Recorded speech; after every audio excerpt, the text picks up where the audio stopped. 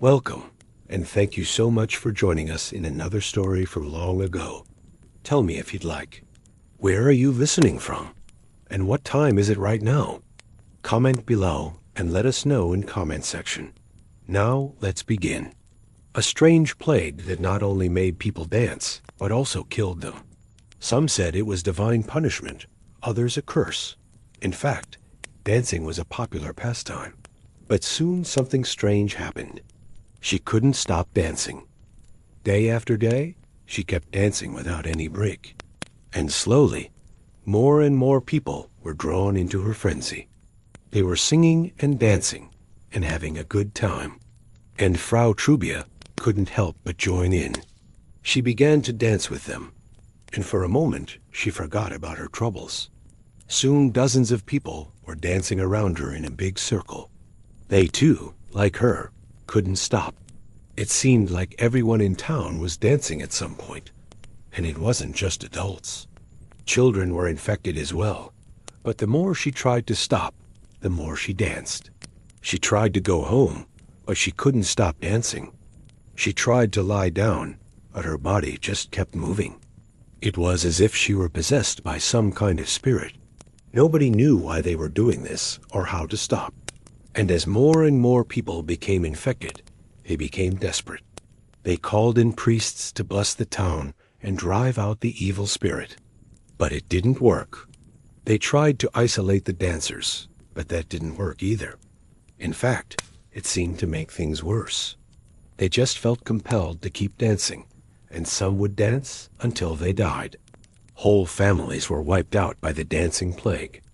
They didn't know how to stop it, and they didn't know why it was happening. Some people blamed witches, and others blamed the devil himself. Humans have been plagued by diseases since the beginning of time. From the Black Death to smallpox, there are some diseases that have had a devastating impact on humanity. But which are the most deadly? Medical science has come a long way, but there are some experiments that were conducted in the past that would make your skin crawl. From lobotomies to electroshock therapy, these experiments were crazy. Find out in this video. There are some medical conditions out there that are so weird that you won't believe they real. From a disease that makes your hair stand on end to a condition that makes your fingers curl up, these conditions are truly bizarre, but they can be cured. Some even believed that it was God's punishment for the sins of the people. Phobia is the fear of something. Subscribe to the channel. We've got plenty of videos coming up. And thanks for watching. There are some medical cases that doctors simply can't explain. From a man who woke up from a coma speaking, a language he'd never heard before, to a woman who had two different colored eyes. These cases are truly baffling. From staring at the sun to wearing contact lenses that are the wrong prescription. These things can all cause you to lose your sight. There are some things you should never do if you want to avoid getting sick. From sharing needles to drinking from the same cup as someone who has a contagious disease, these things can all put you at risk for catching a serious illness. But what are some of the strangest phobias that actually exist? There are some weird medical tests that are actually done. From a test that involves sticking needles in your brain to a test that requires you to drink a milkshake made of radioactive isotopes, these tests are truly bizarre. There are some scary symptoms that can be easily treated. From a rash that looks like a spider bite to a cough that sounds like a strangled pig. These symptoms are truly alarming, but they're not serious. From a fear of clowns to a fear of long words, these phobias are truly bizarre. By the end of August, it was estimated that over 400 people had died from exhaustion and heart failure brought on by dancing. Husbands, wives, and children would dance together until they dropped dead. It was as if there was an evil spirit inside of them, compelling them to dance, and they wouldn't rest until their bodies gave out. But all who witnessed it agreed it was terrifying. Beware the deadliest dance craze that has ever infected humanity. In the summer of 1518, a woman began dancing in the streets of Strasbourg. At first, this wasn't unusual. What caused these people to dance themselves to death? and many people were still struggling to recover from the cold and hunger that nearly crippled the city. But now the sun was shining, birds were singing, and the river was flowing merrily through the town. The people of Strasbourg were ready to enjoy the summer. To find out, let's travel back in time to the summer of 1518. This outbreak of dancing mania lasted for several months and is known to this day as the Dancing Plague. So what exactly happened in Strasbourg? It was a warm July day in Strasbourg, a city in present-day France. The year before, the area had suffered through a harsh winter, but we do know that she was a poor woman living in a small house with her husband and children. Life had been hard for her, and the winter had been especially difficult. But now the sun was shining, and she was feeling better. And so when Frau Trosia stepped out of her house to get some fresh air, she was feeling happy and carefree. Among them was a woman named Frau Trophia. Little is known about her life. As she walked down the street, she noticed a group of people gathered around a fountain in the marketplace. But then something strange happened. She couldn't stop dancing. At first, she thought she could control it. At first, the townspeople were amused by this dancing plague, but soon they became alarmed. They didn't know what to do about it. As the days went by, more and more people were infected by this dancing plague. It started out slowly, but then it spread like wildfire. At first, the dancing plague seemed to be confined to the town square where Frau Truff had first started dancing. But then it spread throughout the city. As the dancing plague spread, the people of Strasbourg became more and more desperate. As the dancing plague raged, the people of Strasbourg took drastic measures to try and stop it. As the weeks went by, the dancing plague got worse and worse. People were dancing themselves to death. So what exactly was this dancing plague, and how did it kill so many people? Today, we don't know for sure what caused the dancing plague. Some believe it was a mass psychogenic illness, meaning that it was a psychological illness that spread through the community like a virus. Others believe it may have been a reaction to ergot poisoning, which can cause hallucinations and convulsions. Still, others believe it was a form of mass hysteria. Whatever the cause, the results were the same. People were dancing themselves to death. What makes this story especially eerie is that the dancing plague didn't just happen in Strasbourg. It happened in other parts of Europe as well. In fact, there were outbreaks of dancing mania in many different places and times throughout history. One of the most famous outbreaks of dancing plague occurred in Italy in 1551. It started in the city of Naples and quickly spread to other cities. Over 1,000 people were infected and many of them died. Another outbreak occurred in Germany in 1634. This one was particularly deadly, killing over 2,000 people. Outbreaks of dancing plague continued to occur throughout history, but they became less common during the 19th century. The last major outbreak occurred in India in the 19th century. When you hear about this dancing plague, what comes to your mind? Let us know in the comments below. Now, if you want to know more about plagues and diseases that have affected humanity, here are some videos that might interest you. Number 10. 10 most deadly diseases in human history. No. Top 9 bizarre diseases you had no idea existed. When you think of diseases, number 8. Top 8 craziest medical experiments ever done. No. 7. Weirdest medical conditions that can be cured. No. 6. Strangest phobias that actually exist. Number 5. Top 5 mysterious medical cases that doctors couldn't explain. No. 4. Scary symptoms that can be easily treated. No. 3. Strange things that can cause you to go blind. There are some strange things that can cause blindness. No. 2. Top 2 weirdest medical tests. No. Worst, things you can do if you want to catch a disease. If you enjoyed watching, please leave a thumbs up and share with your friends. It was a summer night like any other in 1618. The sun had finally set over the city of Strasbourg. leaving its citizens to enjoy a warm evening with friends and family. Some were out strolling, others enjoying an outdoor meal, or maybe catching the end of a theatrical performance. For those in the city square, though, there was a free show to watch. A group of young men and women had started dancing in the street, and soon enough, more and more people joined in. What began as an enjoyable communal dance quickly became something far more sinister as the dancers collapsed one by one.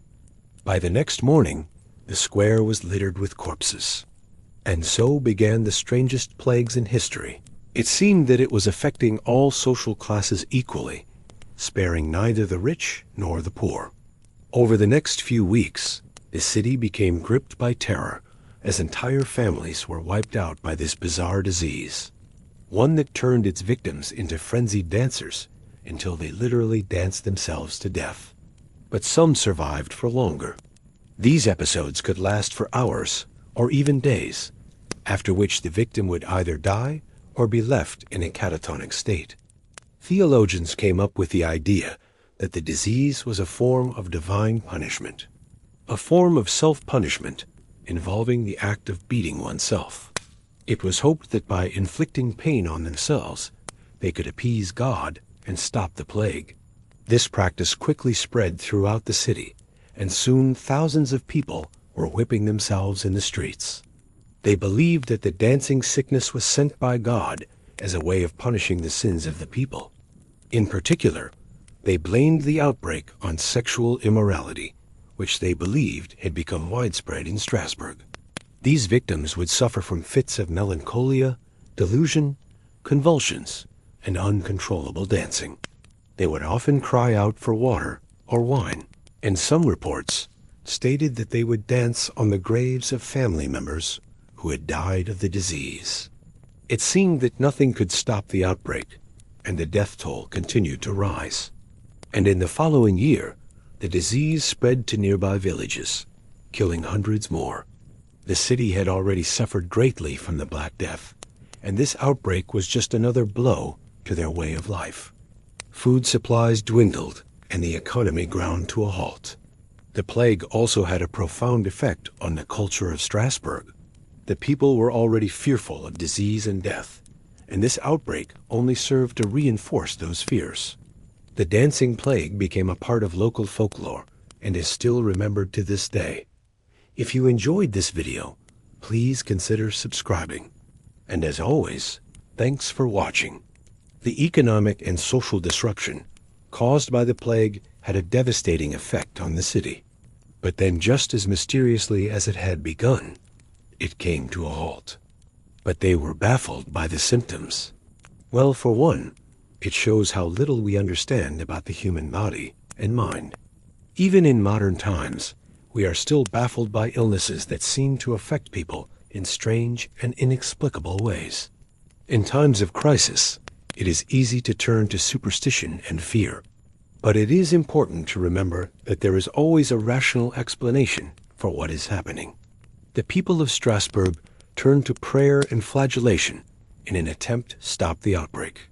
But these were ultimately futile. It was only when they used reason and logic that they were able to eventually overcome the dancing plague. The dancing plague is a reminder that there is still much we do not know about the world around us, and that we should remain humble in our understanding. The most famous of these is probably the dancing plague of 1518. The people of Strasbourg were already living in a state of fear when the plague first hit, and this fear only grew as the outbreak continued. The dancing plague is a cautionary tale of how fear can take hold of the community and cause widespread panic, which affected thousands of people in Strasbourg and other parts of Europe. Treatments ranged from herbal remedies to bloodletting. In 1742, a dancing plague broke out in Italy and killed dozens of people. And in 1921, a similar outbreak occurred in the United States, but nothing seemed to work. This means that the disease starts in one person and spreads to others through suggestion and imitation. For example, if someone starts dancing erratically, others may copy them, believing that they have no control over their movements. This can create a domino effect, resulting in an entire community being affected by the same illness. Well, unfortunately, in most cases, we don't know for sure. One theory is that they are caused by a fungus that affects the brain. This fungus can cause symptoms such as convulsions, hallucinations, and uncontrollable dancing. However, this has not been proven and remains just a theory. Many of the doctors believe that the illness was caused by an imbalance of the four humors, a theory that dominated medical science for centuries. To correct this imbalance, they would induce vomiting or diarrhea in the afflicted, believing that this would purge the disease from their system. Unfortunately, this often did more harm than good, and many patients died as a result of these treatments, only to become enraged when it was brought to them. The church became the main focus for the desperate citizens of Strasbourg. Prayers and religious rituals were performed in the hopes of driving out whatever evil spirit was causing the dancing mania. However, this too proved to be fruitless. At the time, it was a part of the Holy Roman Empire and was known for its beautiful architecture and lively atmosphere. Its citizens enjoyed a prosperous life there, and all seemed well until July, when the first case of strange dancing sickness was reported. Hi, I'm your host, and you're watching this channel. As the night wore on, they started to convulse and spasm before collapsing to the ground. And the fact that they occurred without any apparent cause was unusual.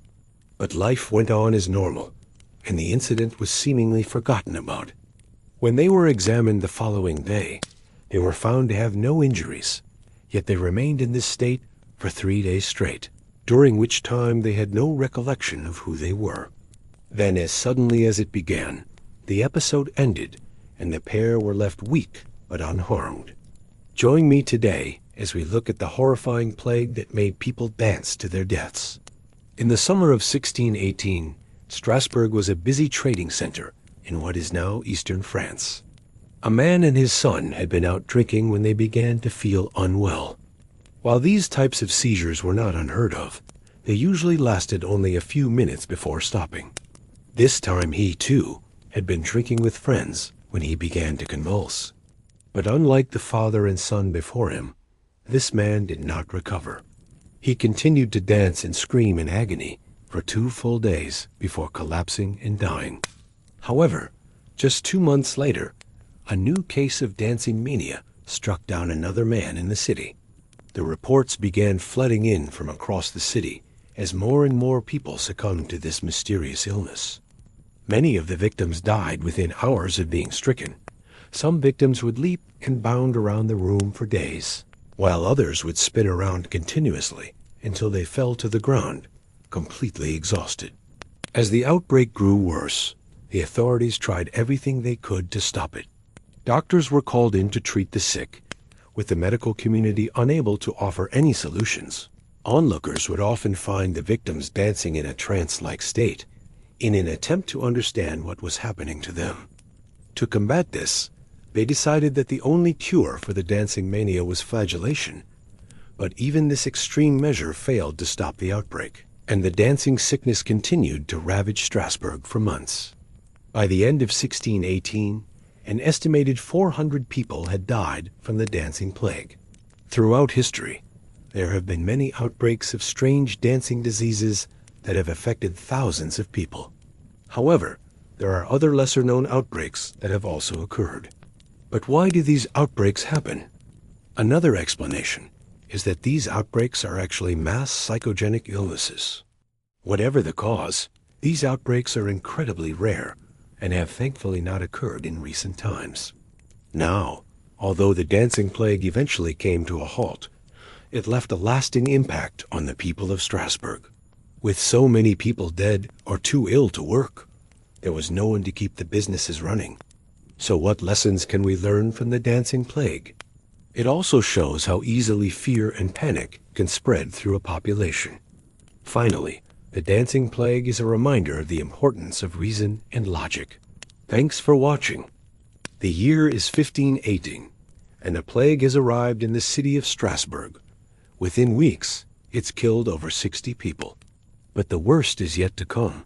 because this is no ordinary plague.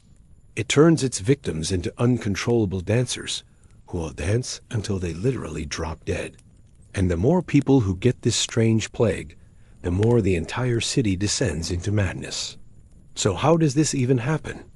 It was home to around 25,000 people, mostly traders, artisans, and laborers.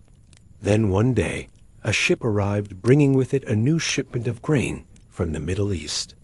The grain was infected with ergot, a fungus that produces toxic chemicals known as alkaloids. After the local doctor went on vacation and came back, things got worse. Not only did more people die, but the entire city started to descend into chaos. People would dance in the street non-stop, even while working. Shopkeepers would dance while selling their wares. And mothers would even dance while carrying their babies.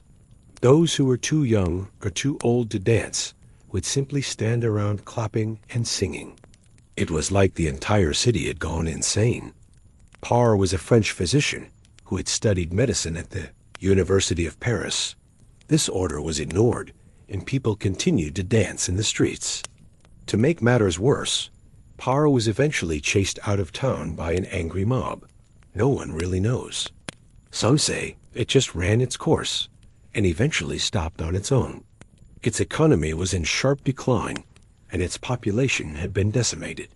It would take years for the city to recover from the plague, but the dancing plague would live on in the stories of those who survived it. One of the most famous accounts of the dancing plague was written by an eyewitness named Arnold von Solms. He described the plague as follows, quote, "It happened in the city of Strasbourg in such a manner that 40 healthy people were seized at once. They were compelled by an irresistible impulse to move their limbs in a particular way, first stamping with one foot and then the other. And when they had danced a while, they fell down quite spent and exhausted." Arnold's account of the dancing plague would inspire one of the greatest works of fiction ever written, The Name of the Rose by Umberto Eco. The story is set in an Italian monastery in the year 1327. A Franciscan friar and his apprentice become embroiled in a series of mysterious deaths that are plaguing the monastery. As they investigate, they discover that someone is poisoning the monks by making them dance until they die. This is obviously very similar to the dancing plague of 1518. However, The Name of the Rose is not a historical novel. Instead, it's a murder mystery. That being said, the dancing plague plays an important role in the story. It's a key part of the plot and helps to develop some of the characters. Others say that the people of Strasbourg performed a mass exorcism and drove the devil out. Still, others blame the devil himself. There is no evidence to support any of these claims. And the truth is, we may never know what caused the dancing plague. What we do know is that it happened and that it was one of the most bizarre outbreaks in history. Whatever happened, the dancing plague finally came to an end in September of 1518. He fled to a nearby monastery where he spent the night. In the morning, he was able to escape and make it to Basel, Switzerland. Once he was safe, he published a pamphlet describing the dancing plague and his treatment for it. He sent copies of the pamphlet to some of the most respected doctors in Europe, asking for their opinion. One of these doctors was a man named Thomas Leinecker. Leinecker was a well-known humanist and physician who was friends with some of the most important people in Europe, including Pope Leo X and King Henry VIII. Leinecker read Pear's description of the dancing plague and immediately set to work writing a letter of his own. He wrote to a friend in Strasbourg asking for more information about the disease. And when he received the information, he wrote a letter to another friend in Paris and told him to pay close attention to the case. This letter was sent on September 14th, 1518, and is the first written record of the dancing plague. He became famous for his work on the treatment of gunshot wounds, and his book on military surgery is considered a classic of the medical literature. The dancing plague was not spreading as quickly as it had before, but this didn't last long. Soon people were dancing in the streets again, and within a few months, over 400 people had died. But before he became famous for his work as a surgeon, Parr tried to help people with the dancing plague. He believed that the disease was caused by a lack of balance between the four humors, blood, phlegm, black, and yellow bile. To restore this balance, he prescribed a combination of rest, diet, and exercise. If this sounds familiar, it's because this is the same method doctors used for centuries before we understood germs. When eaten, these alkaloids can cause hallucinations, convulsions, and uncontrolled movements, including dancing. This could be where the dancing plague originated. They used bloodletting, which involved cutting open the veins. The clergy began to believe that the devil himself was making the people dance so they could blaspheme God and sin. The bishop of the region encouraged everyone to engage in public acts of devotion to drive out the devil. You might be thinking that this is ridiculous, but this was actually common practice at the time. For example, in 1483, Pope Innocent VIII released a papal bull that allowed priests to carry out public exorcisms. This was done to combat the rising popularity of Protestantism and other radical ideas that were spreading throughout Europe. By performing these public exorcisms, the clergy hoped to show people that the devil was real and that they needed the church to protect them from him. Unfortunately, this didn't stop the dancing plague from getting worse. To try and remove the bad humors causing the disease. Of course, this just made things worse. And soon the only treatment people would use was prayer. As I'm sure you can imagine, this didn't stop the plague from spreading. It actually had the opposite effect. In fact, the disease was even named after a similar outbreak that had occurred a century earlier in Italy, and was called the Fire of St. Vitus. This is why some historians refer to the dancing mania of 1518 as the second Fire of St. Vitus. It was difficult for anyone to get any work done. The economy was suffering, and people were dying. Something had to be done. Well, let's find out in today's episode of Fake Tank. Theories spread fast in 1518. Strasbourg was a prosperous city in what is today's northern France. But when people started showing up to the doctor's house, he didn't believe it was ergot poisoning. At first, he thought it was mass hysteria. He believed that people were intentionally faking their symptoms and spreading rumors about dancing mania so they could skip work and enjoy an extra day off. This is unlikely because if people are faking these symptoms, why would they end up collapsing to the ground in exhaustion and even dying? But regardless of its cause, the dancing plague quickly spread throughout the city, infecting more and more people every day. Within weeks, there were so many sick people in the streets that the local doctor couldn't treat them all. This led him to make a fateful decision. He would leave the care of the sick to the clergy and go on vacation for a month. When he returned, he realized what he had done and wrote down everything he saw. His report helped spread knowledge about the outbreak. And though he didn't know it at the time, his report also helped inspire one of the greatest works of fiction ever written.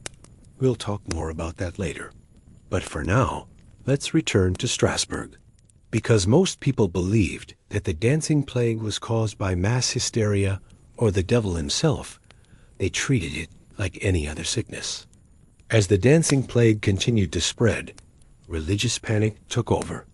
And soon people were accusing each other of being possessed by the devil. The entire city was a mess. Enter the man who would save Strasbourg, Ambroise Paré. After reading Parry's advice, the Bishop of Strasbourg decided to cancel all public activities and ordered everyone to stay inside their homes. It seemed that the bishop's orders for everyone to stay in their homes had worked. So how did the plague end? Though the dancing plague ended after 5 months, its effects were felt for years to come. The city of Strasbourg was left in ruins. There have been many theories as to why the dancing plague happened in 1518. Some say it was ergot poisoning. Others say it was mass hysteria. Thanks for watching. See you next time. If you've ever had a particularly bad case of the flu, you know that even though a fever might be part of your body's natural defense mechanism, The dancing plague may sound like something out of a fantasy novel or a really bad acid trip, which occurred in Germany in 1318. According to contemporary accounts, the epidemic began in the town of Aachen, since the dancing mania seemed to be some sort of illness. In fact, many of the patients died, not because they were cured, but simply because they danced themselves into early graves. Some managed to survive, but only after being bedridden for months with no strength left in their limbs. But not everyone was convinced that this was an effective treatment. While it brought them steady work, it also meant that wherever they went, death followed close behind. In 1418, dancing mania struck again, this time in France. But the strangest outbreak occurred in 1518 in the city of Strasbourg. Over the course of 5 months, some 400 people fell victim to dancing mania and danced themselves to death. He had all the afflicted brought to a church where he performed mass exorcisms. He whipped the dancers, forced them to eat communion wafers, and otherwise tormented them in an effort to drive out the devil. And to make matters worse, he allowed the crowds gathered outside the church to jeer and harass the dancers, including a high fever, chills, weakness, and vomiting. And while those symptoms may seem pretty mild compared to some other diseases, first question, what was the name of the doctor who advocated for treating dancing mania by encouraging the patients to dance even more? If you answered Dr. John Weir, you are correct. Well done. Thanks for watching. Be sure to subscribe so you don't miss out on future episodes. The fever associated with the plague can spike all the way up to 106 degrees. So if you get a fever that high, you better hope it doesn't cause you to dance yourself to death. But it wasn't long before he, too, was overcome with dancing mania and joined the others in the church, dancing and whipping himself until he died. But the really bizarre part was that there seemed to be multiple outbreaks happening at once. If you answered Yersinia pestis, the same bacteria that causes the bubonic plague, you are correct. Well done. Here, 400 citizens of the town of Files were afflicted. But in another part of the city, a completely different group of people also started dancing. This led to speculation that perhaps the dancing mania was contagious. But it's more likely that the disease simply spread from person to person through casual contact. This particular outbreak lasted for 5 months, and it was until a man named Gasparini de Saliceti came along that things took a turn for the worse. As was customary at the time, they were treated by a parade of physicians, none of whom had any luck curing the disease. One physician named Johann Weyer argued that the dancing mania was a psychological illness and not a physical one, probably because it was starting to affect the city's economy. But over the next 400 years, cases of dancing mania would continue to pop up all over Europe. She claimed that the dancing mania was the punishment of God for the sins of humanity. Thanks to modern science, we now know that the dancing plague was almost certainly caused by a bacterium called Yersinia pestis, the same bacterium that causes the bubonic plague. Though usually transmitted by fleas living on rats, it can also be transmitted through the air, and that the only way to stop it was to build a church in honor of St. Vitus, the patron saint of dancers. This was obviously nonsense, but by this point, the townspeople were desperate, so they agreed. A church was built, and the dancing mania stopped soon after. But whether that was because of the new church, or just because the sickness ran its course, is anyone's guess, and therefore should be treated by a psychiatrist rather than a general physician. Unfortunately for him, psychiatry wasn't really a thing back then, and his advice went largely unheard. They figured, why not treat it like any other illness? At least there were some positive aspects to this outbreak. For example, the town of Strasbourg hired musicians to play lively tunes and encourage the dancers to keep going. This was partly an attempt to cure them, and partly just for the entertainment value. After all, these weren't the days of Netflix and TikTok, so people had to make their own fun. Also, There was money to be made by those who could provide music for the dancing mania outbreaks. So it wasn't uncommon for entire orchestras to travel from town to town, following the afflicted, playing their merry tunes, and collecting payment for doing so. You just need to push through it. And so the afflicted were told to dress warmly, drink hot drinks, and dance as much as possible. And wouldn't you know it, the dancing continued until those poor souls dropped dead from exhaustion. This new treatment was deemed a success, and for hundreds of years afterwards, doctors treated dancing mania with more dancing. Where a group of young women started having strange fits that caused them to dance erratically for days on end. Soon more people were afflicted, both men and women, and the dancing continued unabated for several weeks. But it was a very real historical phenomenon that affected thousands of people across Europe during the 14th and 17th centuries. It is also not the only time in history that an illness caused by bacteria has made its victims want to dance. But we're getting ahead of ourselves. It still feels pretty awful. Now imagine if instead of a low-grade fever, you had one that spiked all the way up to 106 degrees. And instead of feeling kind of tired and maybe throwing up a little, you had uncontrollable urges to dance. Well, that is exactly what happened to people who were afflicted with the strange and deadly disease known as dancing mania or dancing plague. Hi, I'm here to tell you about the weirdest plagues in history. Let's start at the beginning with one of the earliest recorded outbreaks of dancing mania. At first, the townspeople tried to stop the dancing by administering a variety of cures that were popular at the time for treating other illnesses. Doctors prescribed copious amounts of wine, hoping to cure the dancing mania by making the patients sweat it out. But this didn't work, and soon the dancers were drinking up to 20 bottles of wine a day without breaking a sweat. Then doctors decided that the dancing mania must be caused by cold extremities and so advised their patients to warm their feet by the fire and rub them with camphorated oil. Still no luck. And then some of the doctors had the bright idea of encouraging the patients to keep dancing. Though it probably goes without saying, this proved to be a pretty ineffective treatment. In fact, the medical establishment didn't take much notice of his ideas until several hundred years later when they started looking for new treatments for dancing mania. But as you can imagine, the outbreak of dancing mania was a mixed bag for the musicians. But it was during this outbreak that a survivor came forward with an interesting theory. Throughout the next few centuries, dancing mania would continue to pop up in various places throughout Europe. In one case, a woman started dancing uncontrollably, and soon she was joined by several men. He was a physician and an exorcist, and he believed that the dancing mania was the work of the devil. For whatever reason, the authorities eventually put a stop to the dancing mania outbreak. But today, we finally have a good idea of what caused the dancing mania outbreaks. So now you know all about the plague that made people dance to their death. But did you learn nothing? Take our quiz to find out. What was the name of the German town where the first outbreak of dancing mania occurred? If you answered Aachen, you are correct. What type of bacteria caused the dancing mania outbreaks?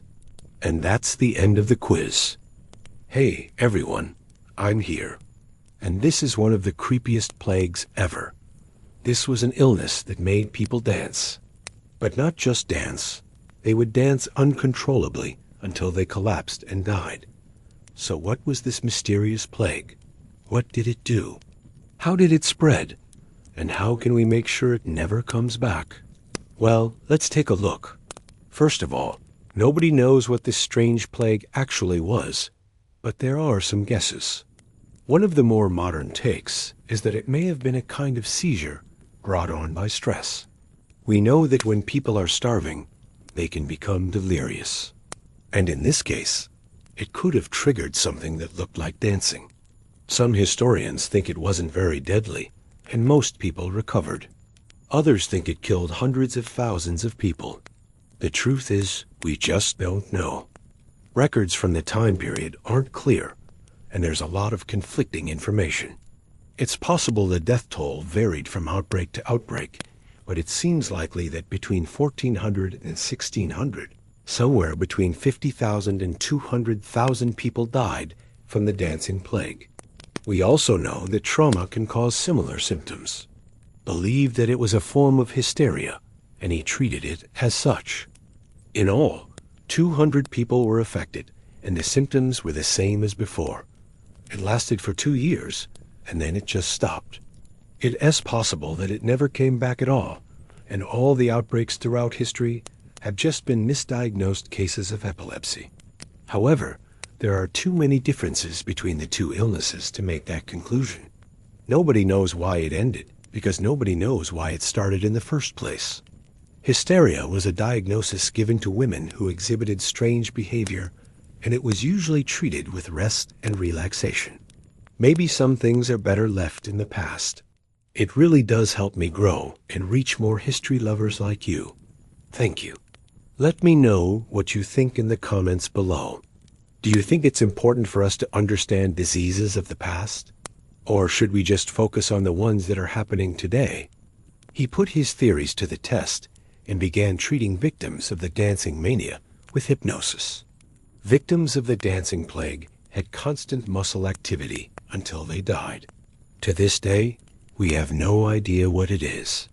Remember though, the 1920s was long before we understood genetics. Victims of the dancing plague passed it on to their children, which means it was definitely genetic in some way. But we have no idea what genes were involved, and we don't know what those genes do. Plus, there were other symptoms like hallucinations and convulsions that weren't present in regular cases of epilepsy. If we could figure out which gene it is, we may be closer to figuring out what the dancing plague actually was. He claimed this cured some of them, and they made full recoveries. Of course, this was more than 100 years ago, and we now know that hypnosis isn't a valid treatment for any illness. But it is interesting that the dancing plague was one of the earliest instances of a disease being treated in this way. Some places were hit harder than others, and entire communities would be wiped out. We also know that people tried everything to stop the plague. In all, about 200 people were affected, and 3 of them died. The symptoms were similar to the outbreaks in the Middle Ages. But it was the first time that doctors were able to study the disease in a way that we would recognize today. And it gave us our first clues as to what might have caused it. At one point, Pope Gregory XI excommunicated the Jews, believing that they were poisoning wells to spread the disease. Of course, that didn't help, and the Pope later apologized and lifted the ban. Treatments ranged from baths filled with herbs to being sewn up in a coffin for several days. Nothing seemed to work. All of these things combined, we still don't have a good idea of what caused this dancing plague. And then a few years later, it would start again somewhere else. While there were outbreaks in the Middle Ages and early modern period, there was another outbreak in the 19th century in an area of France called the dancing mania, even though that was the explanation given by the church. It also didn't seem to be contagious in the normal sense. You couldn't catch it by being around someone who was infected. Victims could pass it on by having sex with someone, but the partner didn't always develop symptoms. It was also passed from mothers to children during pregnancy, which points to it being genetic in origin. We know that stress can trigger seizures in some people, and the symptoms do match up. It spread quickly from there, and soon entire villages were struck down with this strange illness. They would convulse and thrash around wildly, sometimes biting and clawing at their own flesh and others. Not just any kind of dance, but a jiggly, zany kind of dance, where the victim would jump and convulse while holding their arms out like they were flying. And this dancing would go on for days, until the person eventually died of exhaustion. Sometimes they would fall into trances and appear to be staring off into the distance. These symptoms lasted for several days, and then the person would collapse and die. There were reports of up to 80 people being affected at once, though most accounts say around 40 people per town was more common. The biggest issue with this theory is that the victims didn't just experience one seizure. They would dance for days at a time, which doesn't really sound like a seizure. Seizures generally don't last longer than a minute or two. Another possibility is starvation. There were multiple outbreaks between 1400 and 1700, but the first outbreak we have any records of began in Italy in 1374. The victims of the dancing plague experienced symptoms that we would recognize today as being very similar to epilepsy. But the strangest part was that in between these fits, they would dance. To add to the mystery, we don't know exactly how many people were killed by this dancing plague. In fact, the plague was so widespread and so common that scientists believe it may have been responsible for the decline of villages and towns across Europe. Eventually, the dancing plague would just run its course and leave the survivors to pick up the pieces. It started in a small village and quickly spread to neighboring towns. First of all, they ruled out demonic possession. One researcher in particular, Dr. Jean-Martin Charcot, the last outbreak of the dancing plague happened in the 1920s in an area of Germany called the dancing plague Ophonius. And yet, despite having recorded instances of the plague going back 600 years, we still don't know what caused it. For example, people with epilepsy only occasionally experience muscle spasms. There is one thing that sets the dancing plague apart from all other diseases. All we know is that they have something to do with controlling your muscles. But there are thousands of different genes that control our muscles. But maybe it's better we don't know. Also, please remember to subscribe if you haven't already.